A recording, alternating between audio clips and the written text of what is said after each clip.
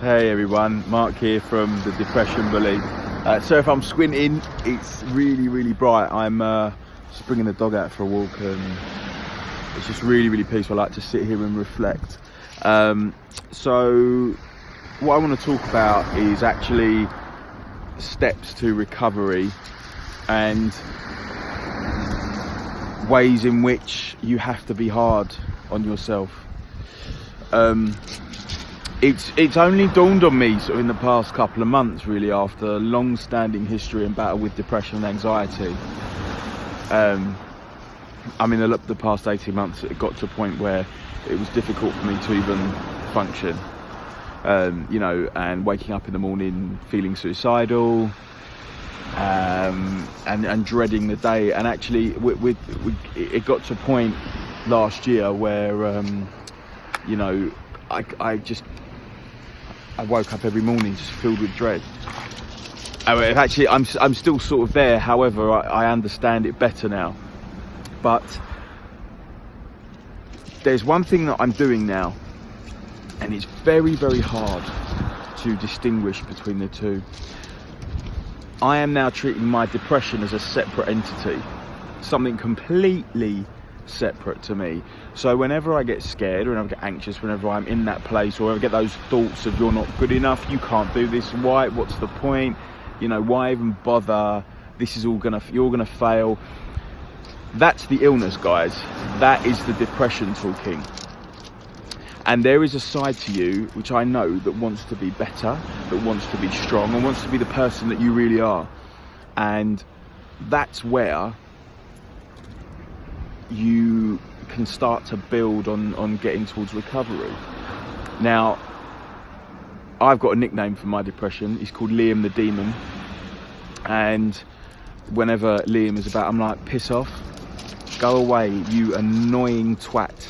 How dare you come and try and destroy my self-confidence and my self-esteem, and actually try and destroy the fact that you're ruining my life. Because that's depression. You have nothing to gain from depression. Depression wants you to fail. Depression will tell you that the wrong stuff. Depression will let you think that you can't do it anymore and that you just need to give up. It will make you frightened. It will make you anxious.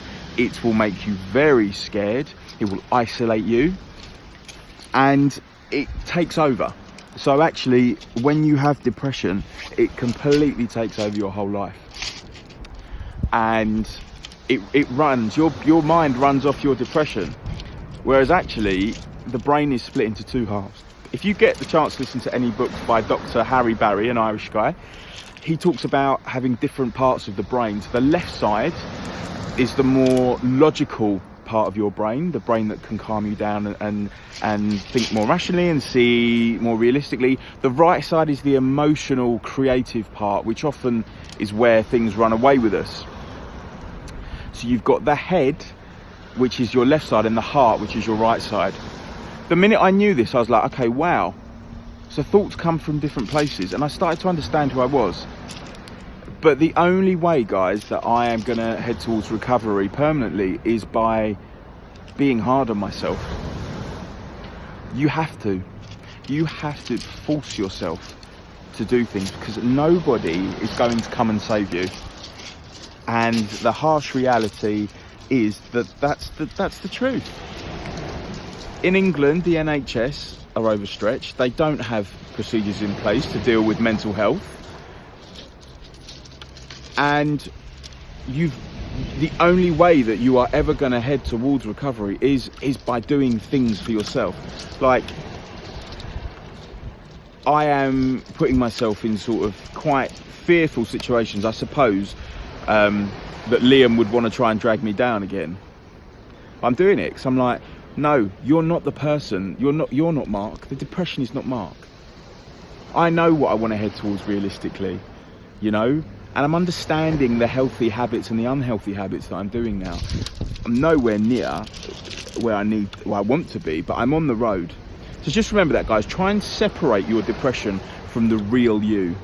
The you that's got those goals, and the you that wants to get up and go to work every day, the you that wants to get more healthy and get more fit.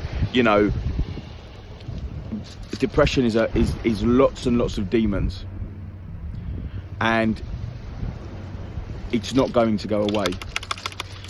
So I've signed up to an online service which I text a therapist. I have video sessions because the NHS just can't accommodate the help I need. So, and I know it's not as easy when you don't have the finances to do that, but I don't have the finances, but I've had to make it work somehow, because if I don't treat this, it's not going to get any better and it's not going to go away.